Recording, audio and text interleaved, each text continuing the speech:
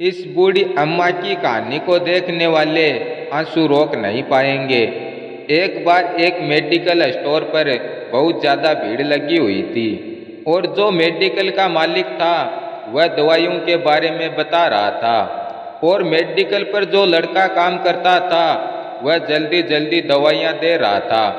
अब अचानक मेडिकल के मालिक को उस भीड़ के पीछे रोड के उस पार एक अलग सा चेहरा दिखाई दिया और वह चेहरा था एक बूढ़ी अम्मा का।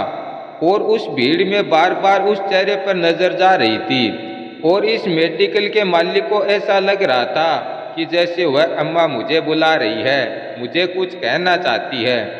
अब ये मालिक भी मेडिकल में जो लड़का काम करता था उसके साथ काम करने लग गया और जल्दी जल्दी सबको दवाइयाँ देने लग गया।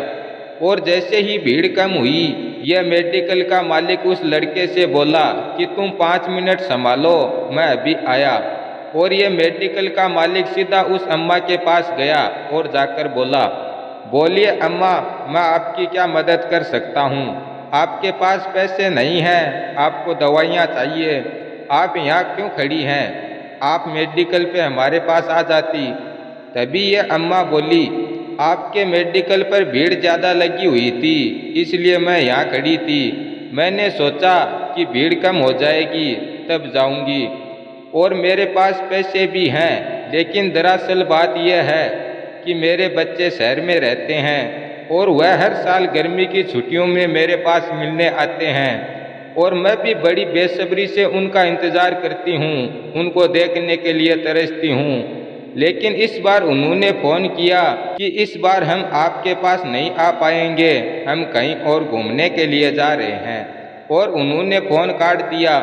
अब अम्मा की आंखों में आंसू आने लगे और अम्मा बोली, आपके पास कोई ऐसी दवाई है जिससे मैं अपने बच्चों को भूल जाऊं, उनकी मुझे याद ना आए?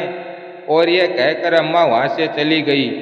इस कहानी से हमें यह सीख मिलती है कि हम बच्चों के होते हुए हमारे बूढ़े माता पिता को हमें भूलने की दवाई लेनी पड़े, यह सही नहीं है। आज वो हैं इसलिए उनका प्यार हमें दिखाई नहीं दे रहा है, लेकिन कल वह चले जाएंगे तब उन्हें याद कर कर के रोओगे और तब प्यार नहीं, प्यार के बदले पछतावा मिलेगा और अपने आप को कभी माफ़ नहीं कर पाओगे।